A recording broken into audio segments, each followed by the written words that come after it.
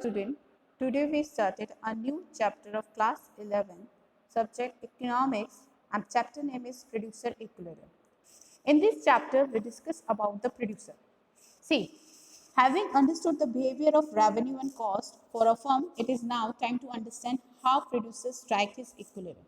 A consumer equilibrium achieved when he derives maximum satisfaction by spending his income on consumption of goods and services. Similarly, a producer also aims to maximize his satisfaction in terms of profit. Producer, creator of the utility, is known as producer, a person who converts inputs into output. Students, आप लोगों ने previous chapters में हमने revenue पढ़ लिया, cost पढ़ लिया. अब जो लेटेस्ट हम लोग जो पढ़ रहे हैं वो प्रोड्यूसर इक्विलिब्रियम पढ़ रहे हैं. पहले जानते हैं प्रोड्यूसर होता कौन है. प्रोड्यूसर वो व्यक्ति होता है जो इनपुट्स को कन्वर्ट करता है आउटपुट में, यानी जितनी भी चीज हम लोग लगा रहे हैं उसके बाद जो प्रोडक्ट बन के निकल के आता है वो प्रोड्यूसर के थ्रू आता है. अब प्रोड्यूसर इक्विलिब्रियम से मतलब होता है बैलेंस, यानी सेटिस्फेक्शन. वो कहाँ पर वो फुल सेटिस्फाई होता है, वो सिचुएशन होती है कंज्यूमर इक्विलिब्रियम, जहां पर वो अपना मैक्सिमम सेटिस्फेक्शन गेन करता है. नेक्स्ट टर्म है प्रॉफिट. प्रॉफिट क्या होता है? Profit refers to the excess of revenue over cost. जब टीआर माइनस टीसी, यानी जब रेवेन्यू ज्यादा हो और कॉस्ट कम हो, तब फर्म क्या करती है? एंजॉय प्रॉफिट को, तब मैक्सिमम प्रॉफिट अर्न होता है. Equilibrium refers to the state of rest when no change is required. A firm, its mean producer, is said to be in equilibrium when it has no inclination to expand and to contract its output. This state is either reflects maximum profit or the minimum losses. So in equilibrium क्या होता है? इसमें कोई change नहीं होना चाहिए, यानी maximum से मैक्सिमम सेटिस्फेक्शन बस गेन होना चाहिए. Producer equilibrium, it refers to that price and output combination which brings maximum profit to the producer and profit decline as more it produces. ये एक ऐसी पोजीशन होती है जहाँ पे प्राइस और आउटपुट का कॉम्बिनेशन जो होता है वो ऐसा होता है जहाँ पे प्रोड्यूसर मैक्सिमम सेटिस्फेक्शन गेन करता है और प्रॉफिट अर्न करता है, और इसके बाद प्रॉफिट हमारा डिक्लाइन होने के साथ साथ ज़्यादा से ज़्यादा चीज़ों को प्रोड्यूस करते चले आते हैं. हम लोग जो प्रोड्यूसर इक्विलिब्रियम पता करते हैं इसके लिए दो अप्रोचेस का यूज करते हैं, TR and TC and marginal revenue and marginal cost.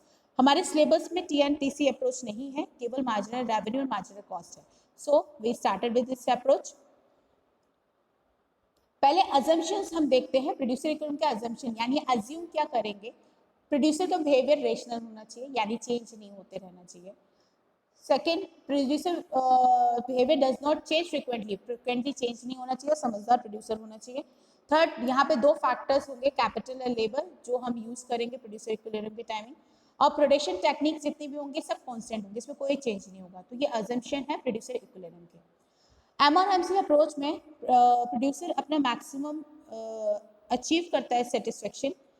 तो दो कंडीशंस होती हैं, एक तो perfect competition, second imperfect competition. Perfect competition से मतलब प्राइसेस कांस्टेंट है. इम्परफेक्ट कंपटीशन प्राइसेस में चेंज होगा, या तो फॉल्स होंगे या राइज होगा प्राइस.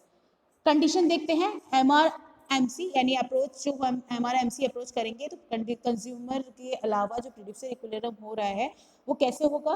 पहला condition, MR is equal to MC होना चाहिए, यानी यहाँ पर प्रॉफिटेबिलिटी हमारी कब होगी? जब प्रोड्यूसर हमारा जितना एक्स्ट्रा रेवेन्यू है वो एक्स्ट्रा कॉस्ट के बराबर हो जाए. सेकेंड सिचुएशन में marginal cost is greater than marginal revenue, जब हमारा इक्वल हो जाए, जब MR is equal to MC हो जाए, उसके बाद जो मार्जिनल कॉस्ट है वो इंक्रीज होनी चाहिए रेवेन्यू से, तब जाके कंज्यूमर इक्विलिब्रियम होगा.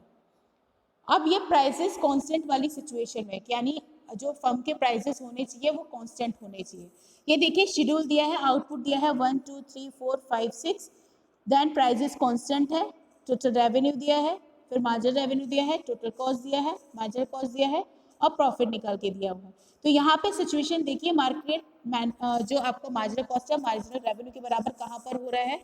तो यहाँ पर एमआर देखिए, एक तो एमआर ऊपर 8 हो रहा है सेकेंड यूनिट पे, और एक हो रहा है 4K. तो सेकेंड वाले यूनिट के बाद मार्जिनल कॉस्ट ज्यादा हो रही है क्या? नहीं हो रही, कम हो रही है. तो यहाँ पर हमारा सेटिस्फेक्शन नहीं होगा. जैसे ही आप फोर्थ यूनिट पे देखोगे 8 जहाँ हो रहा है उसके बाद मार्जिनल कॉस्ट 10 हो रही है. तो यहाँ पे दोनों जो हमने कंडीशंस देखी थी दोनों सेटिस्फाई हो रही है किसी यूनिट पे, 4 पे. तो 4 पर हमारा प्रोड्यूसर इक्विलिब्रियम पॉइंट होगा. क्लियर हुआ?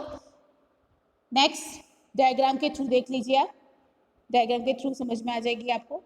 AR is equal to MR। AR किसके बराबर होती है? प्राइजेस के। और यहाँ पर कंडीशन में जो हमारे प्राइजेस है वो हमारे मार्जिनल रेवेन्यू के बराबर भी है, क्योंकि प्राइजेस क्या है? कांस्टेंट है, तो मार्जिनल रेवेन्यू भी उतना ही निकल के आएगा। अब स्टार्टिंग पॉइंट पे जो मार्जिनल कॉस्ट है वो देखिए इंक्रीज है, इंक्रीज के बाद फिर वो पॉइंट AR पे आके इंटरसेक्ट करती है, फिर नीचे आ जाती है और रेवेन्यू ऊपर रह जाता है। इसके बाद मार्जिनल कॉस्ट फिर इंक्रीज हो जाती है पॉइंट पे कट करने के बाद। जो ई पॉइंट है ये पॉइंट होता है इक्विलिब्रियम पॉइंट, जहाँ पर मैक्सिमम प्रॉफिट अर्न करता है प्रोड्यूसर।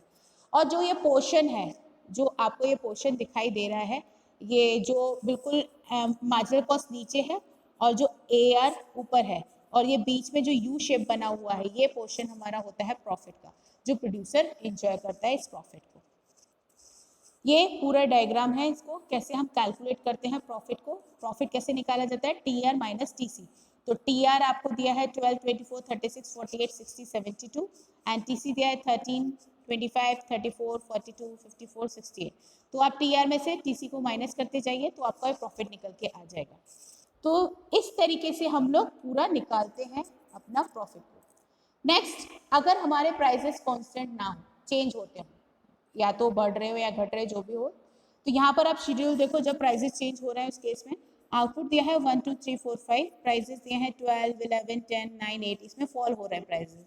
और TR और TC, MR और MC। अब यहाँ पर MR और MC कहाँ पर इक्वल हो रहा है? 8 यूनिट पे। तो 8 यूनिट के बाद फिर MC क्या हो रही है? 10 हो रही है, यानी मार्जिनल कॉस्ट इंक्रीज हो रही है। तो यानी थर्ड यूनिट क्या होगी? हमारे इक्विलिब्रियम पॉइंट, जहां पर हमारा प्रोड्यूसर सेटिस्फाई हो रहे हैं फुल और प्रॉफिट भी अर्न कर रहे हैं 12। तो इस तरीके से हम लोग कैलकुलेट करते हैं अपना प्रोड्यूसर इक्विलिब्रियम पॉइंट और प्रॉफिट। मैक्सिमम जहां पर अर्निंग होती है प्रॉफिट की, जहां पर रेवेन्यू ज़्यादा होता है प्रोड्यूसर को, उस पॉइंट पे जाकर प्रोड्यूसर इक्विलिब्रियम होता है। ये टॉपिक यहीं कंप्लीट होता है। कोई भी प्रॉब्लम हो इस टॉपिक से रिलेटेड आप ERP में पूछ सकते हैं student. Thank you so much. Thank you student.